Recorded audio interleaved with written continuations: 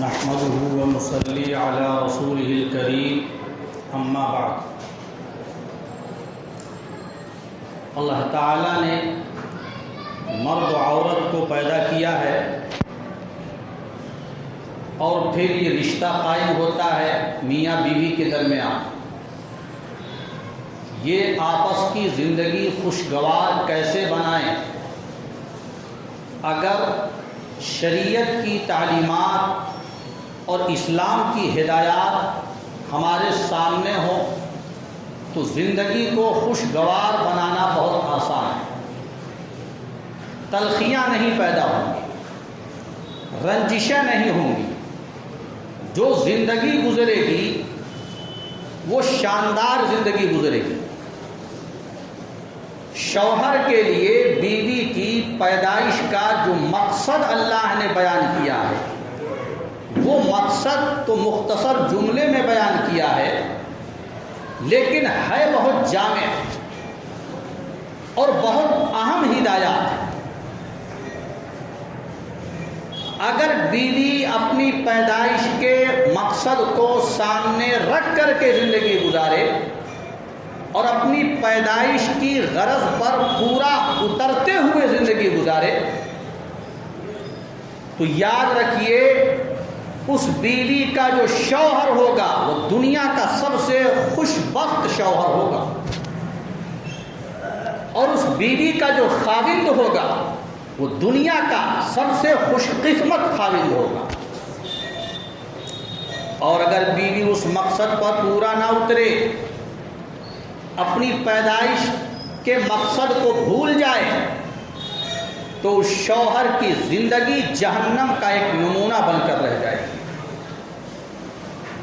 اور ایسی بیوی جو اپنے مقصد کو بھول جائے، جو اپنی پیدائش کی غرض کو پیچھے ڈھکیل دے اور اپنے مقصد پیدائش پر پورا نہ اترے، اللہ تعالیٰ نے نبی پاک صلی اللہ علیہ وسلم کی زبان سے اعلان کروا دیا۔ حدیث میں آتا ہے کہ ایسی بیوی کا جو شوہر ہوگا، اگر بیوی اپنے مقصد زندگی کو، مقصد پیدائش کو بھول رہی ہے تو اس کا شوہر بڑھاپے کی عمر سے پہلے ہی بوڑھا ہو جائے گا۔ یہ بیوی اپنے شوہر کو بڑھاپے کی عمر سے پہلے اس کو بوڑھا کر دینے والی ہوگی۔ وَمِنْ آيَاتِهِ أَنْ خَلَقَ لَكُم مِّنْ أَنفُسِكُمْ أَزْوَاجًا لِتَسْكُنُوا إِلَيْهَا وَجَعَلَ بَيْنَكُم مَّوَدَّةً وَرَحْمَةً۔ یہ اللہ کی نشانیوں میں سے ایک نشانی ہے کہ اللہ نے تمہارے لیے تم ہی میں سے بیویاں پیدا کی، تم ہی میں سے بیویاں بنائی، اور اس نے تم آپس میں محبت، پیار اور مہربانی رکھتی ہے تاکہ تم خوشگوار زندگی بسر کر سکو، اپنی زندگی کو خوشگوار بنا سکو۔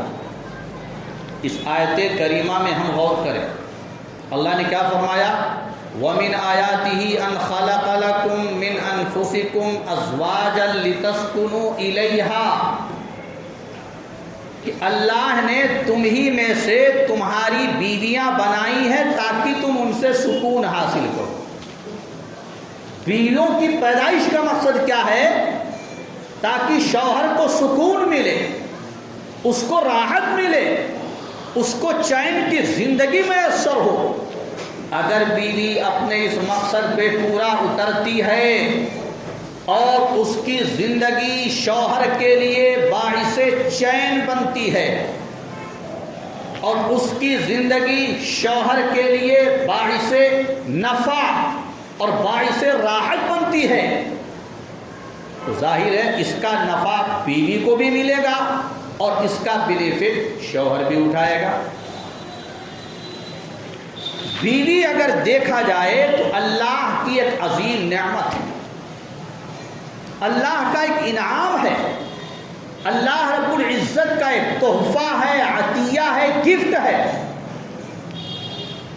آپ تھوڑا تصور کیجئے، شوہر جو کاروبار میں لگا ہوا ہے، محنت کر رہا ہے، جد و جہد کر رہا ہے، کمائی کر رہا ہے، دن بھر تھکا ہوا جد و جہد میں لگ کر کے خون پسینہ ایک کر کے شام کو جب گھر لوٹے گا اور اس کی بیوی مسکراہٹوں سے اس کا استقبال کرے گی تو اس کی ساری تھکاوٹ اور سارے غم دور کرنے کا ذریعہ بنے گی۔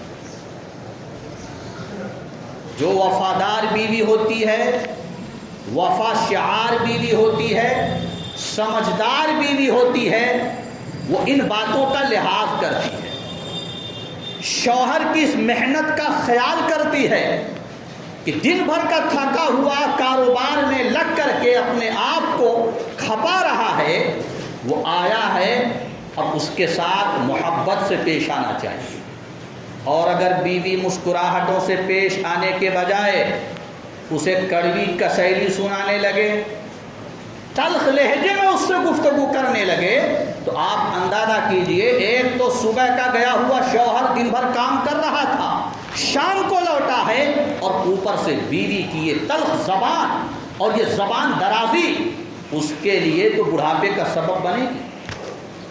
بتاؤ بنے گی کہ نہیں بنے گی؟ اس لیے بیویوں کو بڑی بڑی ڈگریاں سے کہیں زیادہ ان نزاکتوں کو سمجھنا چاہیے۔ خالی اس سے کام نہیں چلے گا کہ بہت بڑی بڑی ڈگریاں حاصل کر لی اور بہت ہائی فائی تعلیم مل گئی تو زندگی خوشگوار بن جائے گی اور گھر کا ماحول بہت پرسکون ہو جائے گا۔ خالی ڈگریوں سے یہ کام بننے والا نہیں ہے۔ اس کے ساتھ ساتھ آپس میں برتاؤ کیسا ہونا چاہیے، موقع محل کا لحاظ کیسا ہونا چاہیے، یہ سب نزاکتوں کو سمجھنا یہ بھی بیوی کی ذمہ داری ہے۔ بیوی کو چاہیے کہ شوہر کو راحت پہنچانے کا ذریعہ بنے، سکون پہنچانے کا ذریعہ بنے، جو اللہ نے قرآن پاک کی اس آیت میں اس کا مقصد بیان کیا۔ اپنے مقصد پہ بیوی کھرا اترتی ہے تو خود بھی کامیاب رہے گی اور اس کا شوہر بھی نفع میں زندگی گزارے گا، راحت اور چین کی زندگی بسر کرے گا۔ دوسری بات یہ ملحوظ رکھنے کی ہے کہ بیوی شوہر کی حیثیت کو دیکھے، اس کی کمائی کو دیکھے، اس کی محنت کو دیکھے، پھر اس کی حیثیت اور کمائی کے اعتبار سے خرچ کا مطالبہ کرے۔ ایسا نہ ہو کہ اس کی حیثیت تو تھوڑی ہے اور اس کی مانگ اس کی حیثیت سے بہت زیادہ ہے۔ ایسے میں گھر کا سکون زحمت میں اور غموں میں، پریشانیوں میں تبدیل ہو جائے گا۔ اور اگر بیوی اس کا لحاظ کرے گی کہ جو شوہر کی حیثیت ہے اس کے مطابق کھانا کھاؤں گی، خوش رہوں گی، جو کپڑا پہنائے گا کپڑا پہنوں گی، خوش رہوں گی، زندگی بسر کروں گی، مسکراہٹوں سے زندگی کاٹ دوں گی، تو یہ گھر جنت کا ایک نمونہ بنے گا۔ تو صبر و شکر یہ دونوں صفتیں بیوی کو اپنانی چاہیے اور سمجھنا بھی چاہیے کہ کس چیز کا کیا محل ہے۔ اسی کے ساتھ ساتھ شوہر کو بھی چاہیے اپنی بیوی کی دلداری کی خاطر اور اس کو خوش رکھنے کی خاطر اس سے جو بن پڑتا ہے وہ کرے، اور اس کی ضرورتوں کا لحاظ کرتے ہوئے اس کی ضرورتوں کو پورا کرے، اس کی قدردانی کرے، اس بات کا احساس کرے کہ اللہ کی ایک نعمت ہے، اس نعمت کی ہمیں قدر کرنی چاہیے۔ یہ نہیں کہ لاٹھی اوپر چارج کرنے لگے، وہ بھی کڑوی کسیلی اسے سنانے لگے، تلخ لہجے میں اس سے گفتگو کرنے لگے۔ نہیں، بیوی بھی محبت سے پیش آئے، شوہر بھی محبت سے پیش آئے۔ یہ جو زندگی گزرے گی یہ دوسروں کے لیے بھی نمونہ بنے گی۔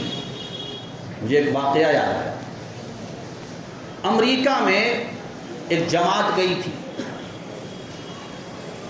جس علاقے سے وہ جماعت گئی تھی اسی علاقے کے ایک صاحب امریکہ میں بہت پہلے سے مقیم تھے اور وہاں سروس مین تھے، نوکری پیشہ تھے۔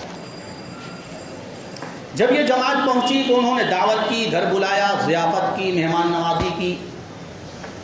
اس کے بعد شوہر نے ساتھیوں سے کہا کہ میری بیوی غیر مسلم ہے آپ اس کے لیے دعا بھی کریں اور کوشش بھی کریں کہ یہ مسلمان ہو جائے۔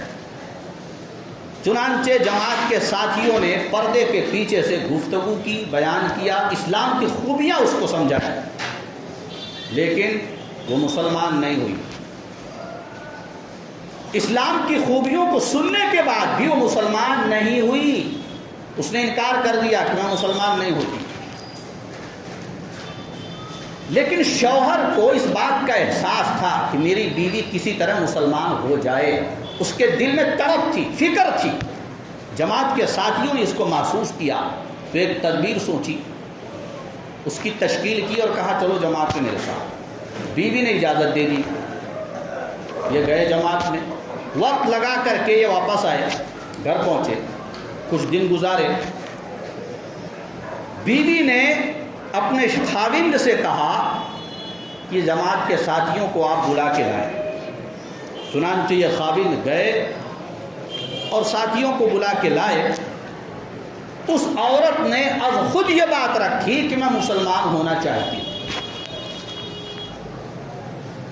جب عورت کی طرف سے یہ بات آئی تو بہت حیران ہوئے، سب تعجب میں آ گئے کہ آخر ماجرا کیا ہے۔ پہلے تو اس کے سامنے اسلام کی خوبیاں رکھی گئیں، اسلام کے محاسن بیان کیے گئے، لیکن اس نے اسلام قبول نہیں کیا، اور اب خود ہی بلا رہی ہے اور کہہ رہی ہے کہ میں مسلمان ہونا چاہتی ہوں۔ اس عرصے میں کیا تبدیلی پیدا ہو گئی؟ چنانچہ اس سے وجہ پوچھی تو بیوی نے وجہ بتائی کہ میرے شوہر کا معاملہ یہ تھا کہ یہ غیر عورتوں سے ملتے تھے۔ غور کیجئے گا، غیر عورتوں سے ملتے تھے، بے پردہ تھے، کوئی روک ٹوک نہیں تھی، منع کرنے کے باوجود اس سے باز نہیں آتے تھے۔ اور اب صورتحال یہ ہے کہ نہ صرف یہ کہ بیویوں دوسری عورتوں سے، غیر عورتوں سے ملتے نہیں ہیں، بلکہ آنکھ اٹھا کر دیکھنا بھی گوارا نہیں کرتے۔ دوسری بات یہ ہے کہ یہ پہلے شراب پیتے تھے، منہ سے بدبو آتی تھی، لیکن اب شراب کا نام سن کر کے بھاگنے لگے۔ تیسری خرابی یہ تھی کہ خنزیر کھاتے تھے، اور اب خنزیر کا نام سن کر کے نفرت کا اظہار کرتے، نفرت ظاہر کرتے۔ اور چوتھی بات یہ ہے کہ نماز کے قریب نہیں جاتے تھے، اب نماز پڑھنے لگے ہیں، نماز چھوڑتے ہیں۔ ان کا خاوند کے طور پہ میرے ساتھ جو برتاؤ ہے، جو سلوک ہے، وہ بہت ہمدردی کا سلوک ہے اور خیر خواہانہ ہمدردانہ رویہ ہے۔ اگر اسی کا نام اسلام ہے تو اسلام کی مجھے ضرورت ہے، مجھے کلمہ پڑھو، لا الہ الا اللہ محمد رسول اللہ، کلمہ پڑھ کر کے مسلمان ہو۔ آپ نے دیکھا اس بیوی کے دل میں شوہر کی قدر کیوں نہیں تھی؟ اس لیے کہ بیوی کے طور پہ وہ اسے رکھتا نہیں تھا۔ اسلام جس شوہر کا تقاضا کرتا تھا وہ شوہر کے روپ میں اپنے آپ کو پیش نہیں کرتا تھا، اور اب جب تبدیلی آ گئی، اس کی زندگی میں بدلاؤ آ گیا، اور بیوی نے اس بات کو محسوس کیا تو اس کے دل کی دنیا بدل گئی۔ تو اس لیے ہمیں سمجھنا چاہیے شوہر بیوی کا خیال کرے، بیوی شوہر کا خیال کرے، زندگی خوشگوار گزرے گی۔ اللہ تعالی ہم سب کو ان باتوں پر عمل کرنے کی